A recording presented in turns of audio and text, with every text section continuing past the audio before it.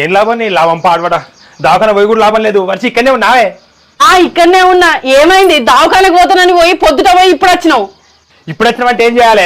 ముందుగా ఊళ్ళో దవాఖాన పోయిన వల్లే ఇక నేను ఏ గోళీలు ఇచ్చిన మెచ్చావు, నువ్వు పెద్ద దవాఖాన అన్నాడు. ఇక పెద్ద దవాఖాన పోయినాక అక్కడ డాక్టరు ఇక స్కానింగ్లు చేసిండు. 5,000 రూపాయలు స్కానింగ్లు అని అదని ఇదని రక్త పరీక్ష మూత్ర పరీక్ష అని చేసిండు. చేసి ఇగో గోళీలు ఇచ్చిండు. గోళీలు ఒక టానిక్ ఇచ్చిండు. టానిక్ ఇచ్చి ఇగో ఈ గోళీలు మందు ఇక పొద్దున తిన్నాక మళ్ళీ సాయంత్రం తిన్నాక ఇవి వేసుకోవాలి అని చెప్పిండు. చెప్తే నా కోపం వచ్చి ఇక పళ్ళు తిట్టినా. ఇంకేంది మంచిగా చెప్పిండు కదా, పొద్దుట సాయంత్రం వేసుకుంటా అయిపోయి. గదేనే పొద్దున తిన్నాక వేసుకోన్నట, సాయంత్రం తిన్నాక వేసుకోన్నట. నాకు అది తినబుద్ధి అయితే లేదని నేను దవాఖాన పోతే మళ్ళీ ఎట్లా తింటానే నేను? తిన్నాక వేసుకోమంటే ఇప్పుడు నాకు తినబుద్ధి అయితే లేదని నేను ఎడతా అంటే తిన్నాక వేసుకో గోళీలు ఈ మందు మళ్ళీ డాక్టర్ అంటాడు. ఎట్లా మనిషి?